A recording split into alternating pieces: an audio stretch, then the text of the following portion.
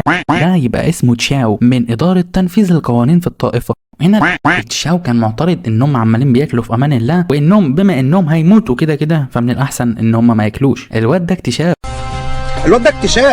بيقوم المعلم الاحمر بيقول لتشاو العيال انه يحترم نفسه علشان المستشفى دي بتاعتهم، وانهم كمان كانوا موجودين هنا في الطائفه من قبل ما هو حتى يتولد، فده معناه ان هم يبقى المعلمين بتوعه ولازم يحترمهم. بس تشاو بيقول لهم انتوا شويه عواجيز مالكوش اي لازمه، وكمان انتوا كلكم معاقين، وان فيكم الاعمى واللي عنده رجل واحده واللي عنده ايد واحده والرابع ملوش لازمه، وان كل اللي بتعملوه هو انكم انتوا بتحرجوا الطائفه عشان انتوا ضعاف جدا. بيقوم المعلم تيان مقاطع كلامه ومعرفه ان هو لو كان جاي علشان يهينهم فيتفضل يمشي وخلاص هانهم ووصلت الفكره. بيقوم تشاو معرفه بكل عجرفه كده ان هو لسه ما خلصش اللي بيعمله، وانه جاي علشان يستمتع ويتنمر عليهم شويه، وانه هيفضل يتنمر عليهم طالما ما فيش حد يردعه. وبيعرفهم دلوقتي ان هم لازم يركعوا له ويبوسوا رجليه والا هيحرق المستشفى دي كلها باللي فيها ويقتلهم كلهم. بيقوم المعلم تيان مزعله وبيعرفه ان هو ما ينفعش اللي بيعمله ده وعيب ما يصحش يا حبيبي. وهنا تشاو بيقوم معرفه ان هم فعلا بيحكموا الاقوياء فقط، ولو كان يقدر يهزم تشاو فيجي يهزمه ويوريه عرض كتافه. بس ما بيكملش كلامه وفجأة بياخد قلم على وشه، واللي بيكون اداه القلم ده هو جانج اللي بيعرف تشاو ان هو لازم يتكلم بأدب مع المعلمين بتوعه. وده خلى تشاو يتفاجئ من اللي حصل وبيقول لهم انت مين اصلا. حتى المعلمين يتفاجئوا من اللي عمله جانج. فهنا تشاو بيقوم سأل المعلمين مين الطفل ده اللي اتجرأ يضربه بالقلم. بيقول له جانج ان هو يبقى التلميذ الجديد في المستشفى القديمه. بيتفاجئ تشاو ان ده تلميذ جديد في المستشفى القديم، وبيقول للمعلمين انتوا ازاي شويه معاقين زيكم تاخدوا تلميذ جديد عندكم. وده خلى المعلمين يقولوا في نفسهم ان جانج كده ورطهم في مشكله كبيره، والغبي ده هيكون فعلا السبب في دفنهم. بس جانج بيكمل كلامه وبيقول له انت ازاي جالك الجرأه تكلم المعلمين الاربعه بتوعي بالشكل ده، وان المعلمين لو سامحوك فهم سامحوك من طيبتهم، بس انا مش هسامحك علشان انت هنتهم. وهنا المعلم تيان بيحاول يوقف جانج وبيقول له انه يسكت خالص ويخرج بسرعه، بس العيال تشاو كان اتعصب جدا وبيقول لهم ان مفيش حد هيخرج من هنا. وبيقوم معرف جانج انه يبص رجله حالا علشان يسامحه والا هيقتله. بس ما بيكملش كلامه ده لان جانج بيقوم مديه كف تاني على وشه، فبيتفاجئ مره تانيه وبيرجع يسال جانج جاب الجراءه دي كلها منين. بيعرف جانج بعد كده ان هو يخلص عليه وبيستخدم الضربه بتاعته اللي بيوجهها ناحيه جانج ده في اثناء ما كان المعلم تيان عمال بيزعق لتشاو وبيامره حالا انه يبطل اللي بيعمله ده. بس تشاو ما بيسمعش كلام وبيوجه الضربه ديت ناحيه جانج في بطنه. وهنا جانج انصدم من قوه الضربه دي لدرجه ان من قوتها بدا يبصق دم من بقه. في نهايه المطاف بيقع جانج على الارض جنب تيان. وهنا تشاو بيعرفهم ان ده مصير اي حد يفكر يقف قدامه. بيوم المعلم العجوز معرفه ان جانج يبقى مجرد طفل من غير طاقه ولا مهارات، وانت استخدمته قدامه الضربه القاتله ديت انت اكيد ما عندكش ضمير. بس تشاو بيعرفهم ان مفيش الكلام ده في الطائف، وطول ما هو اقوى منهم فما يقدروش يعملوا له حاجه. وبيقول لهم ان هو خد قلمين دلوقتي بسبب تلميذهم ولازما علشان يسامحهم يركعوا له على الارض ويبوسوا رجليه. وفي اثناء ما هو عمال بيقول لهم طلباته فجاه بيحس بألم شديد وبيبدا يصرخ باعلى صوت، وده لان جانج صحى من موته وعمال بيضغط على رجل تشاو. هو عمال بيقول لتشاو انه ما يهنش في المعلمين بتوعه. ده خلى المعلم تيان مصدوم ان جانج لسه ما ماتش. فبيقوم تشاو قايل لجانج وهو عمال بيعض في رجله كده ان هو هيقتله مره تانية. بيبدا هنا بقى يجهز في ضربته اللي هتخلص على جانج. وهنا المعلم تيان كان عمال بينده على جانج انه يهرب بسرعه قبل ما يخلص عليه، بس برضه ما بيلحقش يعمل له اي حاجه. وبياخد جانج الهجمه دي فعلا اللي كانت قويه جدا زي الهجمه اللي قبلها، بتخلي جانج يطلع دم من كل مكان. المهم هنا بقى تشاو بيقول ان اكيد جانج مات مات المره دي. وده خلى المعلم تيان متعصب وبيقول لتشاو ان هو اتمادى في الحاجات اللي بيعملها وعمال بيقتل في تلميذهم وكانهم مش واقفين. يقوم المعلم التاني ردد عليهم وعرفوا ان هو عايز يقتل تيان دلوقتي بسبب اللي عمله ده. تشاو بيقطع كلامهم وبيعرفهم ان هم يستحقوا كل ده علشان ما كانش لازما اصلا ياخدوا تلميذ من غير ما يستشاروا الطائفه، وان اصلا ما فيش حد هيعاتبه ولا هيزعق له على اللي هو عمله ده، وان ده حان دورهم علشان يموتوا هم كمان. بس بيرجع تشاو يصوت بقى على صوته من الالم، وبيكون جانج ضرب تشاو في الحته اللي هي بلاش نتخيل الالم علشان بتوجع، وتقريبا كده تشاو ما عادش هيخلف تاني. وهنا طبعا المعلمين كانوا كلهم مصدومين من اللي هم شايفينه لانهم ما كانوش متوقعين ان جانج يفضل عايش بعد الضربتين اللي خدهم دول. المهم جانج بيقول وهو ماسك اشياء تشاو السفليه ان هو مش هيسمح لتشاو يهين المعلمين بتوعه طول ما هو عايش على قيد الحياه. المهم تشاو بيقول لجانج وهو عمال بيعيط هو ازاي ما ماتش، وبيأمر جانج ان هو يسيبهم حالا والا قاعده الصقل بتاعه هتتدمر ومش هيعرف يخلف مره تانية. هنا طبعا جانج بيستغل الفرصه دي وبيأمر تشاو ان هو لو عايزه يسيبه فلازم يعتذر للمعلمين بتوعه الاربعه. فعلى طول تشاو بيعرفهم ان هو انسان وحش وما كانش لازم يدخل المستشفى دي من اساسه، وانه اسف على كل حاجه بس اهم حاجه دلوقتي يسيب اشياءه السفليه. وفي النهايه بيسيبوا جانج قبل ما يخليه ما يخلفش تاني ويضيع له مستقبل حياته. بس تشاو بيرجع تاني لوشه الاصلي وبيقول لجانج ان هو هيقطعه ويعمل منه شاورما، لكن المره دي وقبل ما الضربه دي تيجي فيه بيظهر المعلم تيان على اخر لحظه وبيقول له بس كده كفايه يا معلم، انت خلاص بقى قتلت الراجل مرتين عايز تقتله اكتر من كده. وبيقوم المعلم تيان ضرب تشاو ضربه بتلزقه في الحيط. وهنا بيجي شويه الهفاءات اللي كانوا مع تشاو علشان يطمنوا عليه وبيتاكدوا ان هو لسه عايش ولا ميت. وهنا بيقول تشاو هو والاتباع بتوعه ان انتوا شويه عواجيز مالكوش اي لازمه، وبما انهم في اداره القانون بتاع الطائفه هيلغي كل الامتيازات بتاعتهم طول الشهر ده ومش هيقدم لهم اكل حتى. وبيمشي تشاو وهو عمال بيأمر في المتابعين بتاعه بصوت واطي انهم لازم يدوروا على دكتور بسرعه علشان يتاكدوا ان هو لسه هيخلف في المستقبل ولا لا. وبعد كده بيجتمع بقيه المعلمين مع المعلم تيان وهم عمالين بيقولوا له ان هو شكله كده لسه بيمتلك شويه من طاقته القديم لان دي اول مره يضرب فيها تشاو. بس هنا بيجي جانج وبيسال المعلم تيان هو ليه سمح لتشاو انه يخرج من غير ما يضربه، وقبل ما بيرد عليه المعلم تيان بيقطع العجوز تفكيره وبيقول ان هو هيقبل جانج كتلميذ. والمعلم التاني بيقول لهم ان جانج بالشكل ده هيفيدهم جدا في المستقبل علشان هيقدر يدور لهم على بيض، وانهم اكيد هيعلموه ازاي يطبخ شكشوكه. فطبعا بعد كل اللي حصل ده بيروح المعلم تيان وبيغير رايه علشان هو بيقوم معرف جانج انه خلاص قرر ان جانج يقدر يفضل هنا حتى لو جانج ما كانش يقدر يزود في قوته ويزيد في مهاراته. وده خلى جانج يفرح كده وهو عمال بيقول في نفسه ان موتاته دي ما راحتش على الفاضي. طبعا برجع افكركم ان جانج مش بيموت، جانج عمل بالظبط كده زي ديد بول، لو ما اتفتتتش كل ذرات جسمه فهو مش هيموت، وحتى لو راسه اتقطعت فهيرجع تاني وكانه سحليه. وبيعرفنا جانج كمان ان هو رغم انه ما بيموتش الا انه كل ما النظام يرجعه للحياه فبيحس هو بألم الضربه اللي موتته. وبعد اسبوعين بنلاقي جانج قاعد مع المعلمين عمالين بيتغدوا كالعاده وهو عمال بيقول في نفسه ان كل الحاجات اللي بيعملها في الفتره الاخيره ياكل يشرب ينام ويمسح المستشفى ويكنس يغسل الصحون. وفي نص ما هم عمالين بياكلوا كده بيسال المعلمين بتوعه بس قبل ما بيكمل كلامه بيقطعوا المعلم تيان وبيعرفوا ان هم مش فاضيين. ده خلى جانج يتفاجئ من ردة فعل المعلم تيان فبيعتقد ان هو زعلان منه او حاجه. بيقوم المعلم سونج مقترح عليهم ان هم يدربوا جانج على الفنون القتاليه بتاعتهم القويه جدا، بس المعلم تيان بيتدخل وبيقول له اقفل بقه وانت عايز تموت جانج ولا ايه؟ بيرد عليه المعلم سونج وبيعرف المعلم تيان ان هو مش عايز يقتله، هو بس عايزه يساعده في التدريب ويخليه اقوى بدل ما هو بيشوفه كل يوم بيتدرب لوحده. بس المعلم الرابع كان عنده راي ثالث وبيقول لهم ان هو اول واحد يخلص اكل فمش هيغسل الصحون. المهم الكلام ده خلى جانج يقول في نفسه ان المعلم سونج بيتردد ان هو يدربه علشان عارف ان جانج ضعيف، فعلشان كده بيقرر ان هو يروح يتكلم مع المعلم سونج وهو قاعد لوحده. فبيقول المعلم سونج وقبل ما جانج يتكلم انهم عايزين يدربوه بس مش عايزين يدربوه على القدرات بتاعتهم لانه ممكن يموت. وبيعرف جانج ان هم قالوا له على تقنيات التدريب بتاعه الطائفه بس من الواضح كده ان تقنيات تدريب الطائفه مش جايبه اي هم مع جانج، ومن الواضح كده ان هي مش بتزيد قوه جانج حتى. بس جانج بيقطع تفكير المعلم سونج وبيعرفه ان هو مش جاي عشان يتكلم في التدريب، هو جاي علشان يسمع القصص ايام ما كانت المستشفى ديت قويه جدا والمقاتلين اللي كانوا فيها اقوياء. هنا المعلم سونج بيعرفه ان لو انت كنت جاي علشان تسمع القصه دي فالقصه دي طويله جدا. وبيبدا المعلم سونج بكلامه ان المستشفى ديت انقذت الطائفه كلها قبل ما تتدمر بالكامل. بيقوم جانج ساله ازاي الطائفه ديت كانت تتدمر وهي اساسا اقوى طائفه في العالم. بيعرف جانج ان الطائفه ديت كانت محاصره من 4 طوائف كبيره وقويه والطائفه كانت على وشك تتدمر في اي لحظه، وان المستشفى القديمه ديت في اللحظه الحاسمه عكست موازين الحرب وقدرت ان هي تخلي طائفه شيان تنتصر. فهنا بيقول له جانج وهو متحمس ان فعلا كان متاكد انهم اقوياء. بيعرف جانج ان المعلم الثالث اللي هو ليه المعلم الثالث ده لوحده قتل اعداد لا حصر لها ولا تعد ولا تحصى بسبب الاشخاص اللي ماتوا تحت رجليه. بس جانج بيقول له ازاي ازاي وهو ما عندوش غير رجل واحده. نعرف بعد كده ان المعلم الثالث ابو شعر احمر ده اللي هو اسمه ليه يعني كان لقبه صاحب الاقدام الامبراطوريه، وبالنسبه للمعلم التاني سونج كان لقبه زمان صاحب الاقدام الشيطانيه، وبالنسبه بقى للمعلم تيان فكان لقبه صاحب العيون الخارقه. وبنعرف بعد كده ان بسبب الحرب اللي حصلت في الطائفه اضطروا ان هم يستخدموا قوتهم لاقصى حد، بس بيقطع جانج تفكيره وبيساله هو ازاي خسر رجله والمعلم التاني خسر ايده والمعلم التالت خسر عينيه. بيقوم المعلم سونج معرفه ان بسبب التقنيات الشيطانيه اللي كان بيستخدموها ليها اثار جانبيه بسبب انهم استخدموها لاقصى قوه، وده سبب فقدان قوتهم دلوقتي. وبيعرف جانج ان هم علشان ينقذوا الطائفه ديت كان لازم يعملوا كده، والاثار الجانبيه ديت هي اللي دمرت حياتهم بالشكل ده. وده خلى جانج يساله السؤال اللي بيطرح نفسه، لما هم دلوقتي انقذوا الطائفه فهم يعتبروا ابطال، ليه الطائفه بتعاملهم وحش؟ بيعرفوا برضه المعلم سونج ان القصه ديت برضه طويل، لان التقنيات الشيطانيه بتاعتهم كانت محرمه من الاساس، والفن الشيطاني ده غير مسموح بيه بالطائفه. المهم جانج بعد ما سمع كل الكلام ده كده وسمع ان التقنيات محرمه بيقول للمعلم علمني التقنيات الشيطانيه بتاعته. ده خلى المعلم يتعصب ويقول له انت عبيط يا ابني، مش لسه قايل لك ان التقنيات دي محرمه وما ينفعش وهتدمر جسمك وهتنهي حياتك؟ ومش كده وبس، ده الفنون ديت هتخلي عمرك ينقص. وده خلى جانج بيقول في نفسه ان الفنون ديت مناسبه جدا بالنسبه له، لانه اساسا بياخد سنه كل ثانيه، فهو حرفيا في الدقيقه الواحده عمره بيزيد 60 ثانيه، واليوم الواحد بيكون فيه 860400 ثانيه، يعني جانج كل يوم بيزيد عمره 860400 سنه.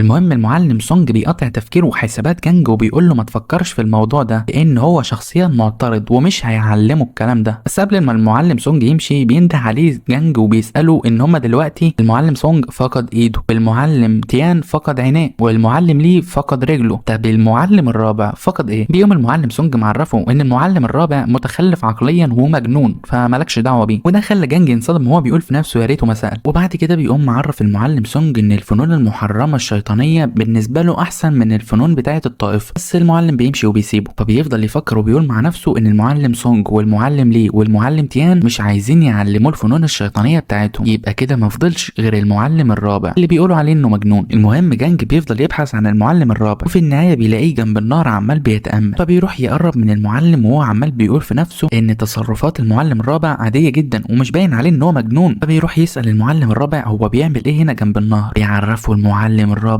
ان هو اكتشف حاجه مهمه جدا. لما جانج بيساله هو ايه الحاجه المهمه اللي اكتشفها، المعلم الرابع بيقول له ان السر الخطير اللي اكتشفه اللي هيدمر البشريه هو ان الدقيقه الواحده موجود جواها 60 ثانيه. اوه ماي جاد، واو. هنا جانج بيعرف ليه المعلم الرابع مجنون وبيتاكد من المعلم سونج انه فعلا مجنون، بس المعلم الرابع بيقطع تفكير جانج وبيقول له انت طالما انت جيت هنا فانت اكيد عايز حاجه مني. وهنا جانج بيقول في نفسه غريبه المعلم الرابع عارف ازاي اللي انا بفكر فيه. بيقوم المعلم الرابع مقطع تفكيره مره تانية وبيعرفه انت طالما سكت يبقى كلامي صح، وده خلى جانج يقول في نفسه دلوقتي هو مجنون ولا مش مجنون. ففي نهايه الموضوع يعني بيروح جانج كده وبيطلب منه انه يعلمه التقنيات الشيطانيه السريه بتاعته. بيقوم المعلم الرابع قايل له ان هو عايزه يقيمه. بيتفاجئ جانج من السؤال ده وبيقول للمعلم الرابع ان هو حكيم وجميل وذكي ومحترم، فبيقرر المعلم الرابع يسيبه ويمشي لانه بيعرف جانج ان هو من الواضح كده جاي هنا علشان يطبل، بس جانج بيلحقه بسرعه قبل ما يغادر المكان. وبالفعل بيكمل جانج تطبيل للمعلم الرابع ويعرفه ان هو حكيم جدا وبيتمنى انه يكون تلميذ وعايز يتعلم منه شويه حاجات، علشان كده بيطلب منه ان هو يكون تلميذ. وهنا المعلم الرابع بيقتنع بكلام جانج وبيقول له انت شكلك طفل فهمان، يعني انت من النهارده تلميذي. فهنا جانج بيتاكد ان التطبيل يخلي المجانين يحبوه، ان كل اللي المفروض يعمله دلوقتي هيحاول يخدع المعلم الرابع علشان يديله التقنيات الشيطانيه بتاعتهم. وبعد ما بيتكلم جانج مع المعلم الرابع بيسأله لو كان ينفع يعلمه الفنون الشيطانية بتاعته والتقنيات المحرمة بتاعت المعلمين الأربعة. بيقوم المعلم الرابع مشاور له كده ناحية البحيرة وبيقول لجانج ينزل فيها، بس جانج بيشاور له على اللوحة اللي مكتوب عليها ممنوع النزول والسباحة في المكان ده علشان المية ديت خطيرة. بيقوم المعلم الرابع معرفه ان ديت مش بحيرة عادية وان ديت بحيرة سحرية شيطانية بتخلي الناس اللي بيستعملوا التقنيات الشيطانية قوتهم تزيد بنسبة كبيرة جدا، وبيعرف جانج ان هو لو نزل فيها فقوته هتزيد. بس برضه جانج كان متوتر من كلامه ده وهو حاسس ان المعلم الرابع بيقول كلام ملوش لازمه، لحد ما المعلم الرابع بيقاطع تفكيره وبيقول له في وشه انت لو ما نزلتش البحيره ديت وزودت قوتك هتفضل طول حياتك ضعيف وملكش اي لازمه. وده خلى جانج ينصدم من كلامه وهو حاسس كده ان المعلم الرابع بيرد على افكاره، بس برضه المعلم الرابع بيكمل كلامه وبيقول لجانج المقوله الشهيره عند كل اب انتوا جيل فاشل وملكوش لازمه، انت مخرتك تخش كليه البهايم تمسك عيز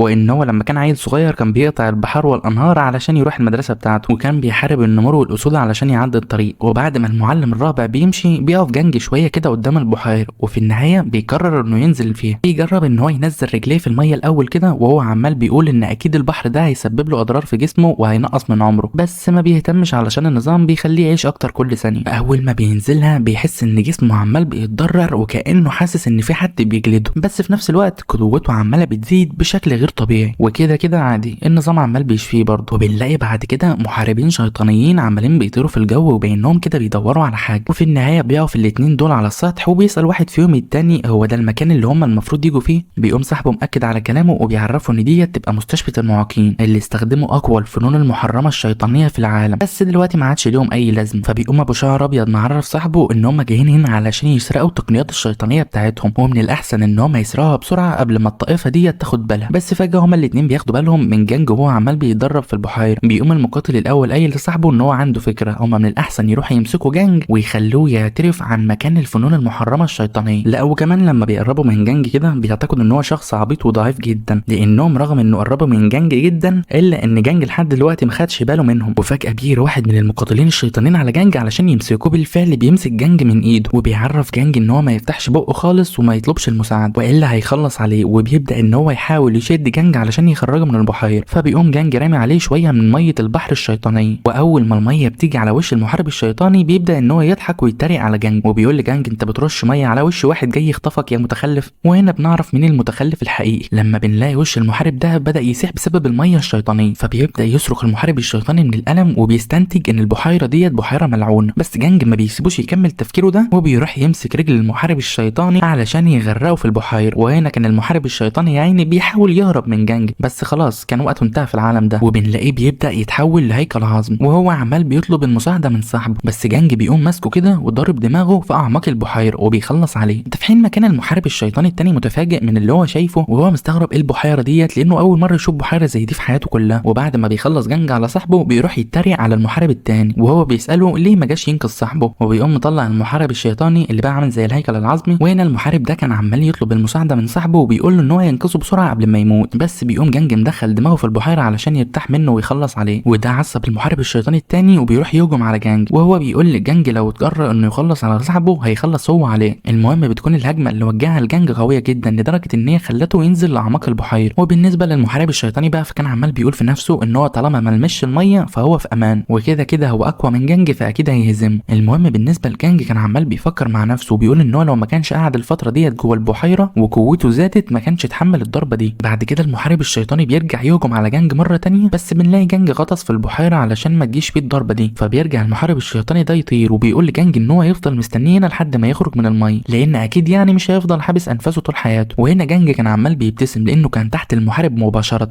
وفجاه بيطلع وبيرش عليه شويه من الميه الشيطانيه، فبيحاول المحارب ان هو يتفادى الميه ديت بس بتيجي شويه على ايده، وعلشان كده بيتجه المحارب الشيطاني ناحيه الارض علشان ما يحصلوش حاجه تاني. بس لما بيبص على ايده بيلاقي ان هي اتحرقت، فبيصرخ على جانج وبيتحداه لو كان راجل يخرج ويواجهه. فبيقوم جانج قايل له يا عم انا مش راجل، ولو انت اللي راجل انزل وواجهني في الميه. بس فجاه بنلاقي المحارب ده مسك ايد جانج بالخطاف وبيحاول يخرجه بره الميه. فبيقف جانج وبيحاول ان هو يشد الحبل علشان ما يروحش للمحارب، بس بيقوم المحارب الشيطاني مجمع قوته وبيطير جانج بره البحيره حرفيا. والمحارب الشيطاني بيعرف جانج ان هو شخص ضعيف جدا وما يستحقش حتى ان هو يواجهه. وهنا جانج كان واقف على اطراف البحيره وهو عمال بيقول في نفسه ان هو حتى بعد ما زادت قوته ان لسه ضعيف ومواجهه المحارب ده، وان لسه المحارب الشيطاني متفوق عليه جدا من ناحيه القوه. وبيقول المحارب لجانج انه اول لما يطلعه بره البحيره هيحوله لعجين ويعمل منه بيتزا ايطاليه وعليها جبنه موتزاريلا بتسيح كده اول ما بتتحط في البق، وكمان بيكون عليها طماطم ولحمه مبشوره وريحتها اجمل من ريحه الاندومي. انا بصراحه جعان وعايز اتعشى. المهم جانج كان عمال بيقول في نفسه ان قوته زادت لما قعد في البحيره. طب ايه اللي هيحصل لو شرب الميه دي؟ وبيقوم فعلا غطس تاني في البحيره وبيبدا يشرب من ميتها. فبيستغرب المحارب الشيطاني وبيقول في نفسه هو الطفل ده بيعمل ايه مره تانية تحت الميه. وبيطلع جانج اخيرا من البحيره بس بيكون عمال بيتالم جدا بسبب ان عمره نقص بشكل كبير، وبيقول ان هو حاسس بعد ما بلع الميه ان جسمه كانه بيتاكل من جوه وبيسيح، بس بيقرر ان هو علشان يكون اقوى لازم يشرب ميه اكتر. وبيكمل فعلا شرب في الميه وقوته عماله بتزداد بشكل بشكل رهيب. بس المحارب كان خارج الميه مستغرب وبيقول ان جانج مجنون ولا ايه علشان يفضل تحت الميه كل ده. وفي النهايه لما بيزهق من انتظار جانج بيشده بالخطاف كده علشان يخرجه بره البحيره. وبعد ما بيخرج جانج على اطراف البحيره الشيطانيه بيعرفوا المحارب الشيطاني ان هو هيخلص عليه حالا دلوقتي انتقاما لصاحبه اللي مات، ويقوم موجه الضربه ديت ناحيه جانج، بس جانج بيقدر يصدها لان قوته زادت جدا. فبيستغرب المحارب من اللي هو شايفه ده وبيقول ان جانج كان ضعيف جدا دلوقتي، وبيسال جانج هو ازاي بقى بنفس قوته تقريبا. لكن جانج ما بيردش عليه وبيفضل يجمع في قوته، وده خلى المقاتل الشيطاني مصدوم ان الطاقه الذهبيه النقيه ديت مش اي حد بيستخدمها. ولما بيمعن النصل اكتر لجانج بيقول ازاي شخص بالمهارات الاسطوريه ديت ما يتسمعش عنه قبل كده، وبس عشان ما يسيبش فرصه لجانج بيروح يهجم عليه بسرعه قبل ما يجمع قوته. بس هنا جانج كان لحق يشوفه وبيجهز الضربه بتاعته اللي بيوجهها ناحيه المقاتل الشيطاني بكل سرعه، ومن قوه الضربه ديت المقاتل الشيطاني ما استحملهاش فبيغمى عليه وبيموت. المهم بننتقل احنا بعد كده للمعلمين الاربعه وهم عمالين بيجهزوا الغدا. وفي اثناء ما هم بيجهزوا الاكل كده بيسالهم المعلم تيان هو فين جانج. بيقوم المعلم ليه معرفه ان هو برده ما شافوش النهارده، وغريبه كده مش عن عوايده ان هو يتاخر عن الغدا. حتى المعلم سونج بياكد على كلامهم وبيقول ان هو برده ما شافوش النهارده. وقبل ما المعلم الرابع يبدا ياكل المعلم تيان بيشد منه الاكل وبيعرفوا ان هم مش هياكلوا غير لما يلاقوا جانج. بيقوم المعلم الرابع معرفهم ان هو شاف جانج النهارده بيتدرب في البحيره اللي في الحديقه بتاعتهم. ولما المعلم تيان بيعرف اخيرا جانج فين بيطمن، بس بعد كده بيستوعبوا كلهم ان جانج بيسبح دلوقتي في البحيره الملعونه بحيره الطاقه الشيطانيه. والمعلم سونج وليه بيقولوا ان مش اي حد يستحمل الطاقه اللي في البحيره الشيطانيه دي، وان لو تيان فعلا نزل البحيره ديت زمانه ميت دلوقتي. فعلشان كده بيتجهوا بسرعه كلهم ناحيه البحيره. والمعلم تيان كان متضايق جدا ومتعصب لانه ساب تلميذه كده وما اهتمش بيه لحد ما مات. وبعد كده بيشوفوا جثه شخص مرميه بعيد، ودي تبقى جثه المقاتل الشيطاني. المهم لما بيقربوا من جثه المقاتل الشيطاني بيعتقدوه في البدايه ان هو جانج، بس لما المعلم تيان بيقرب منه كده وبيفضل ينده عليه بيلاقوا ان ده في النهايه مقاتل من الطائفه الشيطانيه، وان اكيد الشخص ده خطف جانج. لكن فجاه بيخرج جانج من البحيره. في اثناء صدمتهم بينادي عليهم جانج وبيقول لهم ان هو هنا عمال بيتدرب في البحيره وهو عمال بيبتسم. ده خلى المعلم سونج وليه مصدومين لما بيشوفوا ان جانج قاعد في البحيره وما بيحصلوش حاجه. وبيروح المعلم ليه كده وهو عمال بيسال جانج هو ازاي في البحيره دي وبيعمل ايه فيها اصلا. بيقوم جانج معرفهم ان المعلم الرابع قال له ان هو لو فضل في البحيره ديت لفتره من الوقت هتزيد قوته. وبالفعل البحيره زادت قوته بشكل كبير جدا. فبيسالوا المعلم تيان لو ما كانش حاسس بالالم الشيطاني اللي بيخرج من البحيره. بيقوم جانج معرفه ان هو في البدايه كان حاسس ان جسمه بيسيح لما بينزل في الميه دي، بس بعد كده اتعود على الموضوع وكمان بقى بيشرب منها. وده خلى المعلم ليه يتوتر وبيساله ازاي شرب من ميه البحيره وما ماتش لحد دلوقتي. والمعلم تيان بيساله ايه اللي جاب الشخص ده من الطائفه الشيطانيه هنا. بيقوم جانج وهو طالع من البحيره كده معرفهم ان هو كان بيتسلل هنا وحاول ان هو يخطف جانج، بس جانج خلص عليه. وده اللي عصب المعلم سونج وهو بيقول لجانج يبطل يتباهى لان مستحيل جانج يقدر يهزم مقاتل شيطاني وهو مش بيقدر يتدرب ويزيد قوته. والمعلم ليه بيأكد على كلامه وبيعرف جانج انك انت تهزم مقاتل شيطاني مش موضوع سهل خالص. وهنا جانج بيبدأ يقسم لهم ان هو فعلا اللي خلص على المقاتل الشيطاني. فده خلى المعلم ليه بيقول له لو انت بجد اللي هزمت المقاتل الشيطاني تعالى كده واديني ضربه علشان اتاكد اذا كنت انت اللي هزمته ولا لا. بس جانج بيعرفه ان ديت فكره مش كويسه لانه مش عايز يأذي المعلم بتاعه. فهنا بيبدأ المعلم سونج يتباهى وبيقول له رغم ان انا عندي ايد واحده بس ما تستهينش بيا، انا كنت من اقوى 4 مقاتلين في القاره دي وعندي دفاع قوي جدا لحد دلوقتي. اي نعم فقدت قوتي بس لسه قوي. فعلى طول بيروح جانج كده بكل سرعه يوجه له ضربه. من قوه الضربه ديت بتلزق المعلم سونج في الجدار. ومش كده وبس، ده الجدار كمان بيتحطم.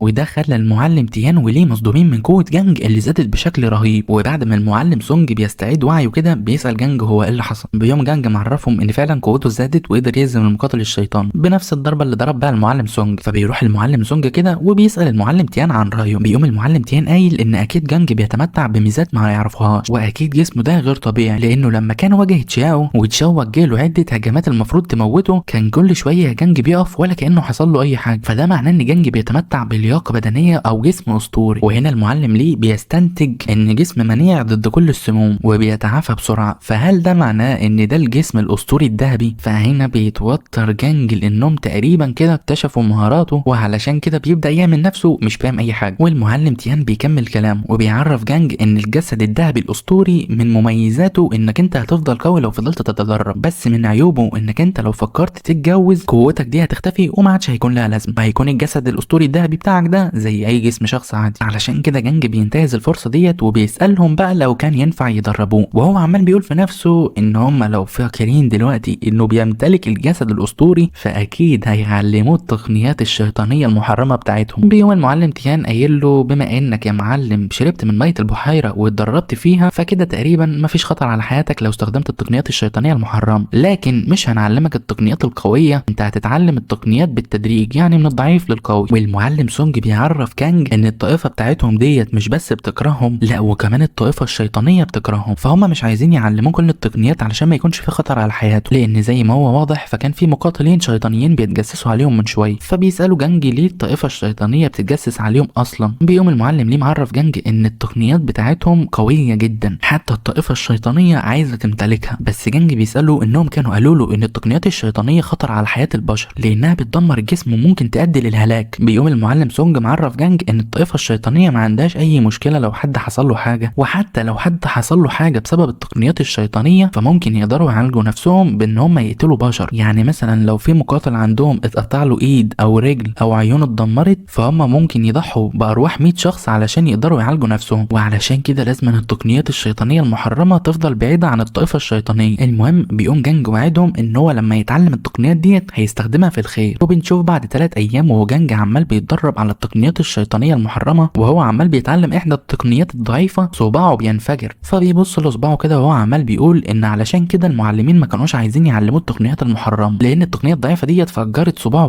بس بعد 5 ثواني النظام بيرجع له صباعه زي ما كان. وهنا جانج فضل يحمد ربنا ان الجسم بتاعه ده مش طبيعي زي الناس العاديين وان النظام بيرجع له جسمه زي ما كان، فهو مش قادر يتخيل الالم اللي حس بيه المعلمين وهم بيستخدموا التقنيات ديت علشان يحموا العالم. وفي النهايه الطائفه ما قدرتش تعبهم. بس فجاه واثناء ما كان عمال بيتدرب بيعدي المعلم سونج من جنب جانج وهو شايل دلو فيه ماده ريحتها معفنه، ولما بيسالوا جانج ايه الريحه المعفنه دي بيقوم المعلم سونج معرفه ان هم للاسف سابوا المعلم الرابع يطبخ، وتقريبا كده ان هو طبخ حاجه ما ينفعش البشر ياكلوها. بس بيقول له سيبك انت دلوقتي من طبخ المعلم الرابع، وبيسال جانج هو عامل ايه في التدريب بتاعه. فبيبدا جانج يعمل نفسه متواضع وبيقول للمعلم سونج انه قدر تقريبا يتقن التقنيه ديت بكل صعوبه. بيقوم المعلم سونج قايل له انه ما يعملش نفسه متواضع لان التقنيه ديت رغم انها مش قويه الا انها بتاخد وقت كتير جدا علشان حد يتقنها، لكن جانج اتقنها في 7 ايام بس. وده خلى جانج يبتسم للمعلم وبيعرفه ان هو بيحب التقنيات دي. فالمعلم بيقول له ان هو فخور بيه وعايز يختبر قوه جانج دلوقتي، علشان كده بيطلب من جانج يهجم عليه. وده خلى جانج يقول له وهو متوتر كده ان دي مش فكره كويسه دلوقتي خصوصا بعد ما قوته زادت. بس المعلم سونج بيقول لجانج يطمن لو كان خايف يخبطه في الجدار زي المره اللي فاتت، لان ده حصل لان هو ما كانش حذر وساب دفاعه ضعيف، لكن المره ديت هيركز كويس ومش هيخلي جانج يضربه. فعلى طول وبدون اي مقدمات بيبدا جانج يقاس الضربه بتاعته. وبالنسبه للمعلم سونج فهو بيقول لجانج انه هيروح يحط الدلو ده بعيد علشان ريحته معفنه، لكن للاسف جانج ما بيخلوش يكمل كلامه لانه كان ضربه اصلا. فبيتراجع المعلم سونج بسرعه وبيرمي الدلو بعيد، ده في حين ما بيجي شخص وبيضرب الباب بتاع المستشفى علشان يفتحه. بس الشخص المنحوس ده هو تشاو اللي رجع هو مع مقاتلين اقوياء وبيقول لهم انه جاي عشان ينتقم، لكنه مش بيكمل كلامه لان الماده المعفنه بتقع على وشه، لدرجه ان المقاتلين اللي تشاو كان جايبهم بداوا يتريقوا عليه وبيقولوا له ان ريحته بقت معفنه. وده عصب تشاو جدا وبيسال جانج والمعلم سونج مين اللي اتجرأ يرمي عليه الدلو المعفن ده، بس ما بيكملش كلامه بسبب ريحه وطعم الماده المعفنه وبيبدا يتقيأ كل الاكل اللي كله. وبعد كده بيعرفهم ان اللي رمى عليه القرف ده هيخليه يندم وهيقتله، بس بيرجع يتقيأ تاني لما بيشم ريحه الماده المعفنه. وعلشان كده بيقول للمقاتل القوي اللي جايبه معاه اللي اسمه باي بالمناسبه ان هم لازما يعاقبوا المعاقين دول. وده خلى المقاتل باي يسال المعلم سونج وجانج لو كان اللي حصل ده قاصدينه ولا بالغلط. فبيقوم جانج قايل له ان هم بالغلط قاصدينه، والهزار ده كان عصب المقاتل باي جدا. فعلشان كده بيعرف المعلم سونج ان ممنوع على مستشفى المعاقين يضم لهم اي تلاميذ، وعقابا للمعاقين فبيأمر جانج انه يروح معاه علشان يعاقب جانج في قاعة تنفيذ الاحكام. وده خلى المعلم سونج يتضايق وبيقول له باي ازاي يتجرأ ياخد تلميذه من قدامه ومن غير حتى ما يستأذن. فبيسأله المقاتل باي لو كان على استعداد انه يواجهه، وبيبدأ يتريق على المعلم سونج وهو عمال بيقول له يحاول يمنعه لو كان يقدر. وبالفعل بيقول له المعلم سونج انه هيحاول يمنعه على الاقل بكل الطاقه اللي لسه بيمتلكها. بس فجاه بيظهر مقاتل تاني في المكان وبيقول للمعلم سونج ما يحاولش يعمل اي حاجه، وده يبقى جينج المسؤول عن تنفيذ الاحكام والعواقب في الطائف. وده خلى المعلم سونج يستغرب لما بيلاقي جونج جاي هنا بنفسه. المقاتل جونج بيكمل كلامه وبيعرف المعلم سونج ان الطائفه سمحت لهم يعيشوا في المكان ده علشان تحميهم وتسيبهم في امان، فكون ان هم ياخدوا تلميذ من غير ما يستأذنوا الطائفه هم كده بيعصوا اوامر الطائفه. وبيعرف المعلم سونج كمان ان هو هيديه فرصه واحده علشان يسلم لهم جانج، بس المعلم سونج بيصرخ فيه وبيقول له ان هو بيحلم ومش هيديه التلميذ بتاعه ابدا، وده خلى المقاتل جانج يتعصب وبيعرفهم ان هو كده هيعاقبهم كلهم. فبيقرب المقاتل باي من المعلم سونج، بيعرف المعلم سونج ان هم اول ما يمسكوا جانج هيمسكوه ويبداوا يعذبوه وبعد كده هيخلصوا عليه علشان يخلوه عبره. وبيبدا بقى يتريق على المعلم سونج وهو عمال بيقول له انه شكله متضايق، فبيقول للمعلم سونج بما انه متضايق لو كان عنده الجراءه يضربه دلوقتي ويوريه عرض كتافه. وبالفعل المعلم سونج ما بيسيبوش يكمل كلام، بيوريه عرض رجليه وبيديله ضربه في بطنه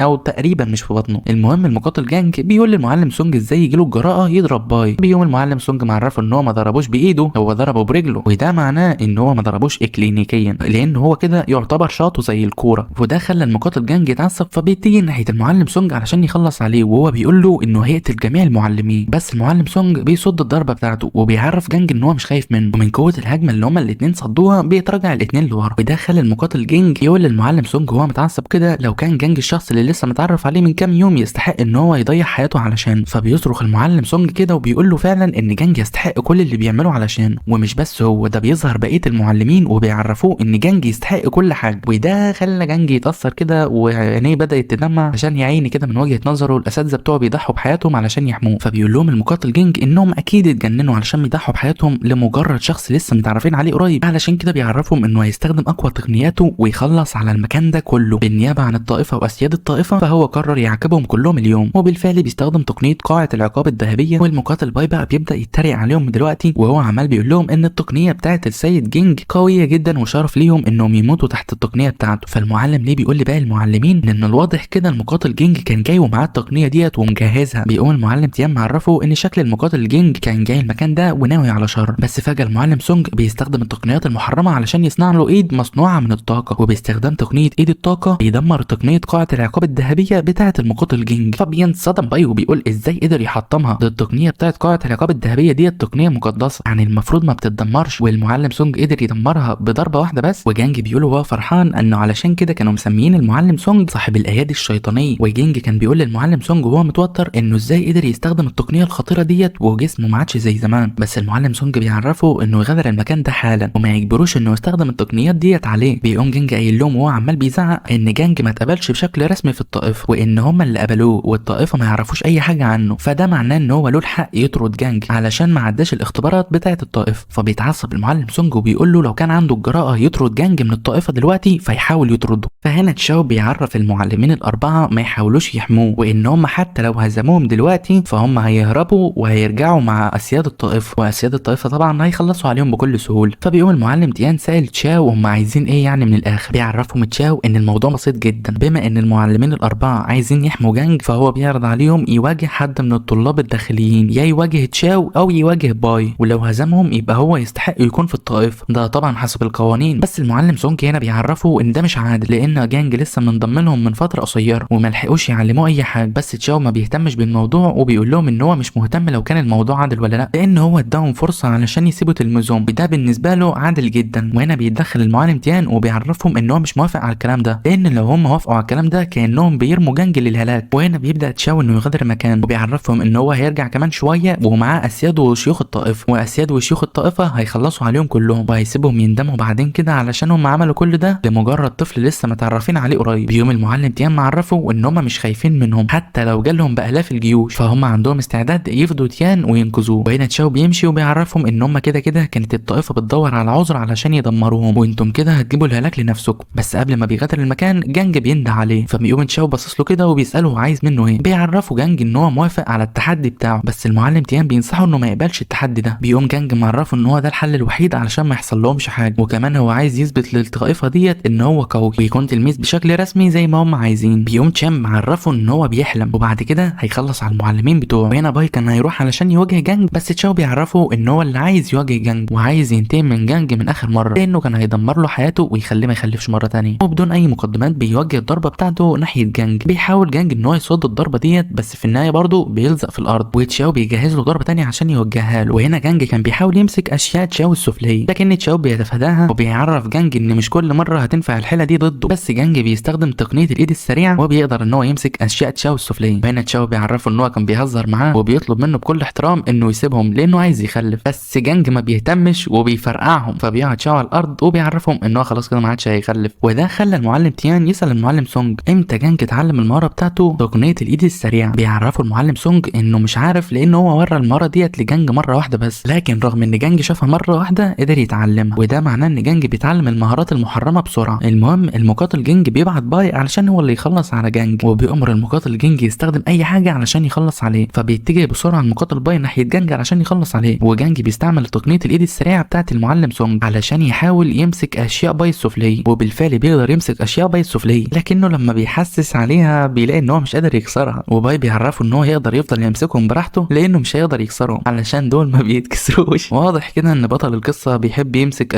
بيحب يكسر اشياء الناس. المهم في اثناء ما كان جانج بيحاول يكسر اشياء السفليه بيوجه له باي ضربه قويه جدا على وشه، ومن قوه الضربه ديت بتطيره بعيد، وده خلى المعلمين مصدومين لان جانج ما قدرش يكسر اشياء باي السفليه. والمقاتل جانج كان عمال بيولع فيها وبيقول لباي يخلص على جانج من غير رحمه. المهم جانج بيرجع يقف علشان يواجه باي، بس باي ما بيديلوش فرصه وبيتجه ناحيته بسرعه علشان يخلص عليه. وباي بعد كده بيقول لجانج ان هو خلص على جانج، بس جانج بينصدم اول ما بياخد باله ان جانج ما ماتش، فعلشان كده بيزيد قوته وبيتجه تاني ناحيه جانج علشان يخلص عليه. والمعلم سونج كان اتعصب وبيعرفهم ان هم خلاص مش هيقبلوا التحدي ده، فبيقول له المقاتل جانج انت مفكرها لعبه اطفال تقبل وترفض براحتك، وبيقول له يخليه راجل ويتفرج لحد النهايه. المهم باي كان وجه الضربه ديت ناحيه جانج وبيخلص عليه، ولما بيلاقي ان جانج واقع على الارض ما بيتحركش بيعتقد ان جانج مات، بس جانج بيقول له في احلامك وبيرجع يقف تاني. وده خلى باي متوتر وبيسال جانج هو لسه ازاي عايش، فبيقول له جانج يوريه قوته ويضربه ضربه اقوى من كده. وبالفعل باي بيتجه ناحيته وهو مجهز اقوى ضربه عنده، لكن جانج بياخد باله ان قوته زادت برضه بشكل غريب وبدات الهاله الذهبيه بتاعته تزيد، فقدر ان هو المره دي يصد ضربه باي، وبيعرف باي ان ده دوره علشان يضربه دلوقتي. وبالفعل بيوجه ضربه قويه جدا لباي بتطيره بعيد، وده خلى المقاتل جانج مصدوم لما بيشوف الهاله والقوه بتاعت جانج، ومستغرب ان مستشفى المعاقين الاربعه قدروا ان هم يحصلوا على تلميذ بالذكاء والمهارات دي. والمعلم تيان بيقول ان هو ما كانش متوقع ان جانج قوي وغريب للدرجه دي. بعد كده بينده المقاتل جانج على باي وبيأمره ان هو يستخدم اي حاجه علشان يقتل جانج، فبيقرر المقاتل باي يستخدم تقنيته القصوى، وبيعرف جانج ان هو ليه الشرف يموت على ايد التقنيه القصوى بتاعته لانه اجبره بجد يستخدم تقنياته الكامله. وفجاه بيظهر قدام جانج علشان يوجه له هجمه قويه جدا، قوه الضربه ديت بتفكر المكان وجانج بيطير بعيد. بعد كده بيقرب باي من جانج وبيقول له ان هو شكله هيموت بجد دلوقتي. وهنا المقاتل جانج بيعرفهم ان باي فضل لمده 30 سنه يتدرب وما فكرش ان هو يلمس بنت علشان يحافظ على نقائه ويركز في التدريب. فهنا جانج بيطلب من المعلم سونج يساعده علشان يجيبوا شويه ميه من البحيره الشيطانيه اللي في الحديقه. بيسالوا المعلم سونج هيعمل ايه بالميه دي، بيقوم جانج باصص له كده ومعرفه ان هو هيشربها، وده خلى المعلم سونج يستغرب من الكلام ده. بس فجاه بيظهر باي وبيوجه ضربه قويه جدا ناحيه جانج، فبيرجع جانج يطلب من المعلم سونج انه يساعده بسرعه ويروح يجيب شويه ميه من البحيره الشيطانيه. في النهايه بيقتنع المعلم سونج وبيقرر ان هو يثق في جانج ويروح يجيب شويه ميه من البحيره الشيطانيه. وبعد شويه بيرجع المعلم سونج وهو معاه دلو مليان ميه من البحيره الشيطانيه. ده في حين طبعا ما كان باي عمال بيعجن في جانج وبيعمل معاه الجلاش، وبيوجه له ضربه قويه جدا لدرجه ان جانج بيطير نحو المعلم سونج وبيقع قدامه. المعلم سونج بيعرف جانج انه ما يشربش الميه لانه لو شرب الميه هيموت، وهم على استعداد يحموه حتى لو كانوا هيموتوا. بس هنا جانج بيطمنه ان هو مش هيموت مهما حصل، هو بس هيفضل يحس بالالم، وعلى طول بيبدا يشرب في الميه الشيطانيه.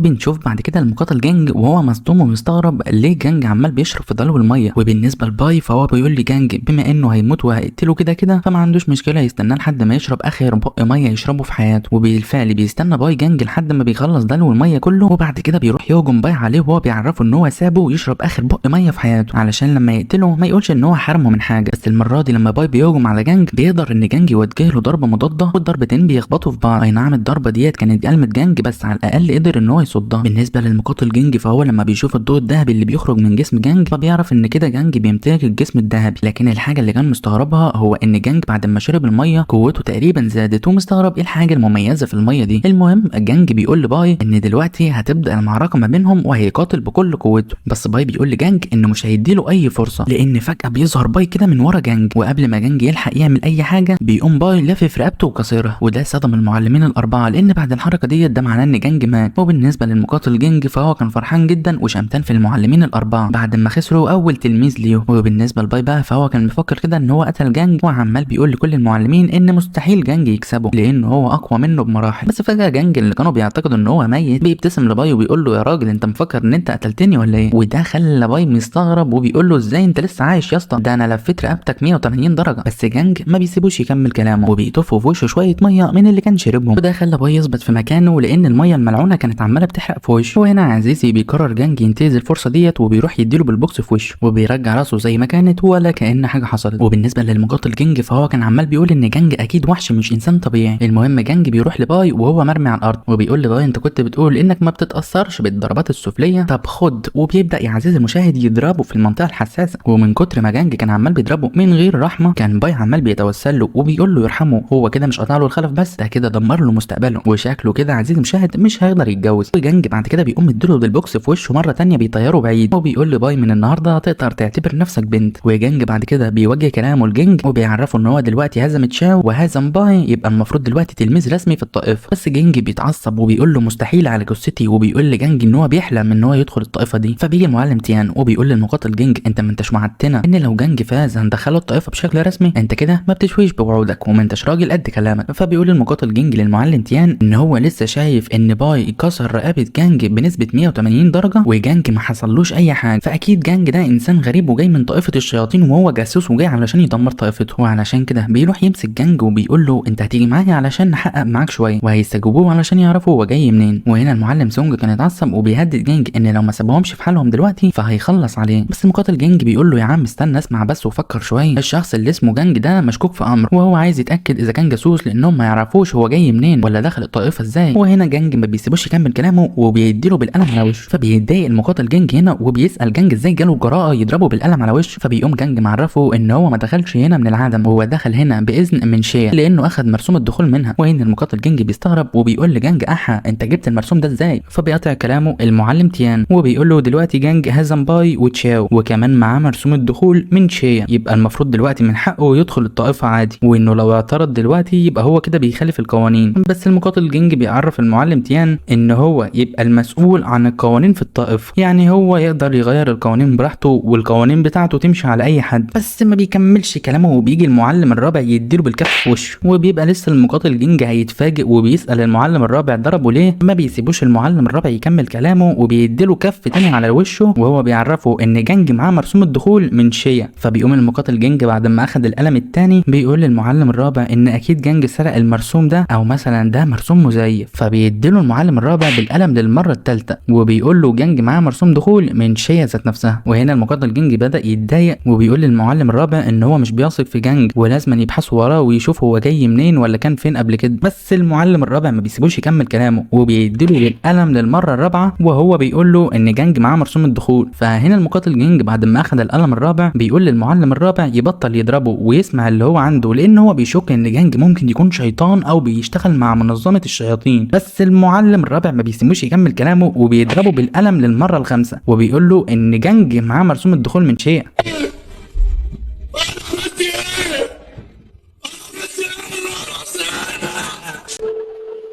وفي نهايه المطاف يا عزيزي بعد ما المقاتل جانج اتهزق قدام كل تلاميذه بيقول لهم ان هم لازم يغادروا المكان ده دلوقتي. وفي اثناء ما هم كانوا ماشيين كان جانج عمال بيقول في نفسه ان كان من البدايه المفروض المعلم الرابع هو اللي يتعامل مع المقاتل جانج. ما علينا يا عزيزي. في اثناء ما كان المقاتل جانج بيغادر المكان هو وتشاو وباي بيسال المقاتل جانج ليه هو غادر المكان بالسهوله ديت بعد ما المعلم الرابع ضربه بالقلم اكتر من مره. فبيعرفهم المقاتل جانج ان هم ممكن يضايقوا او يزعجوا اي معلم من المعلمين الاربعه ما عدا المعلم الرابع، ما ينفعش يتعصبوا عليه ولا يعملوا له اي حاجه. وهنا كان الفضول اخد تشاو وبيسال جينج ليه اشمعنى المعلم الرابع ما ينفعش يضايقوه. بيقوم المقاتل جينج معرفهم ان المعلم الرابع اسمه لاوي المجنون وقانون الطائفه بيمنع انهم يضايقوا او يعصبوا او يعملوا اي حاجه للمجانين وبالذات لاوي المجنون. فبيقوم تشاو قايل له مش انت المفروض تكون شغال في قاعه القوانين وانت تقدر تغير القوانين براحتك، فليه انت متوتر من لاوي المجنون؟ وفجاه بيقوم المقاتل جينج ضرب تشاو بالقلم على وشه بيقول له ازاي هقدر امشي كلامي على لو المجنون بعد ما ضربني بالقلم 5 مرات. وبيقول وهو متعصب ان لو المجنون طول عمره كان مجنون، بس الغريب ان هو اول مره يضربه علشان خاطر حد، وانه متاكد دلوقتي ان في حاجه غريبه في جانج، فعلشان كده هم مش هيسيبهم يعيشوا حياتهم بسلام ولازم يدمر حياتهم وينتقم منهم كلهم.